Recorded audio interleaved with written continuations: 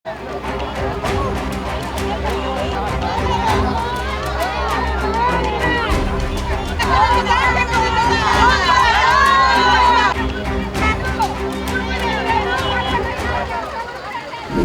ప్రభుత్వ పాలన చూస్తే ఏ విధంగా ఉందంటే పాతకాలంలో ఒక సామెత ఉంది.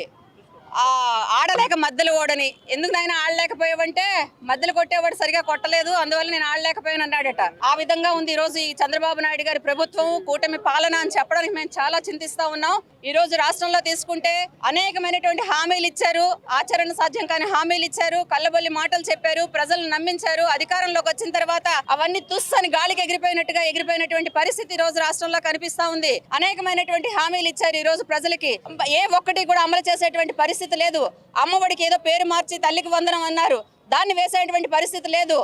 అలాగే నిరుద్యోగ భృతి అన్నారు, నిరుద్యోగ భృతి లేదు. రైతులకి భరోసా అన్నారు, సుమారు 40,000 వేయాల్సిన 2 ఏళ్లలో వేయాల్సినటువంటి అమౌంట్లో 8,000 మాత్రమే రైతులకి రైతు భరోసా కింద ఇవ్వడం జరిగింది. అంటే ఇవన్నీ చూస్తూ ఉంటే రాష్ట్రాన్ని ఎడు తీసుకువెళ్తారు. అనేకమైన హామీలు ఇచ్చారు, మహిళలకు ఇచ్చారు.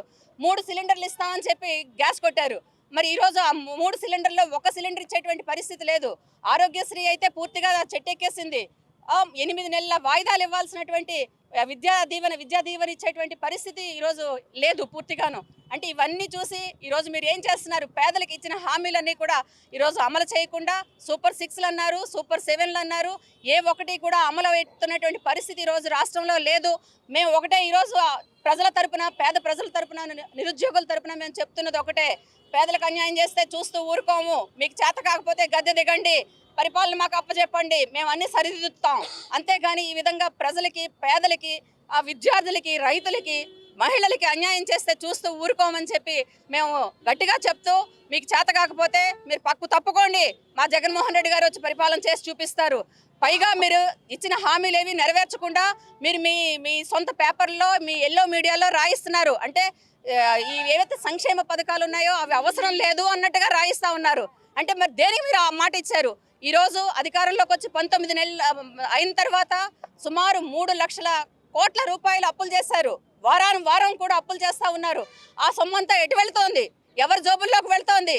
ఎవరికి మీరు చేసిన న్యాయం ఉంది? ఏదీ లేదని చెప్పి ఈరోజు ప్రజల తరపున మేము అందరం కూడా ప్రశ్నిస్తూ ఉన్నాము.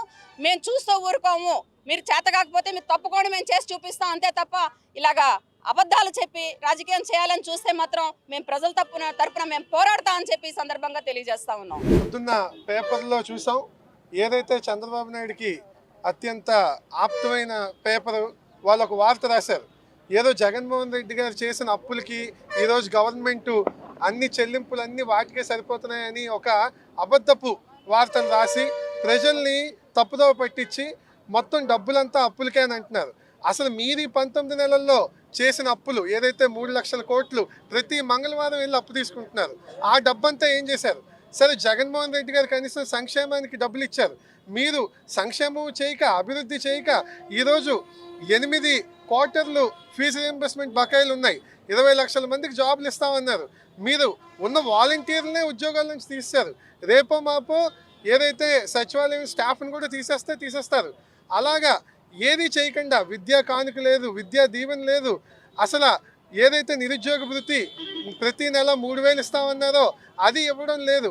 అంటే మీరు గవర్నమెంట్లోకి రావడానికి మొత్తం ఇష్టం వచ్చిన హామీలన్నీ చెప్పి జగన్మోహన్ రెడ్డి గారు అలాగ అబద్ధపు మాటలు చెప్పలేదు కాబట్టి ఈరోజు మేము ఇలా ఉన్నాం.